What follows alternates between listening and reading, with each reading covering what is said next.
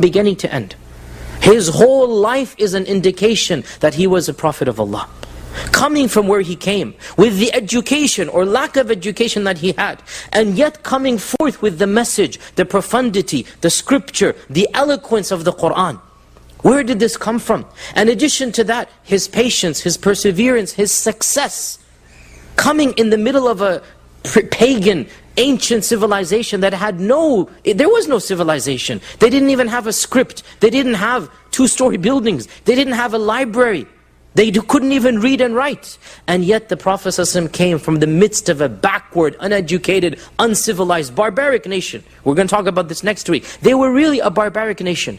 And within 50 years, within 20 years, look what happened. Within 50 years, Islam began to spread. Within 100 years, it ruled the world. This is a miracle from Allah subhanahu wa ta'ala. And the seerah is the beginning of that miracle. How he lived, the power that he wielded, and yet the simplicity with which he lived his life. The sacrifice that the Sahaba would have done had he asked them to do, but he didn't. And it is impossible for a human not to be affected by that power, by that luxury, by that wealth, unless there is really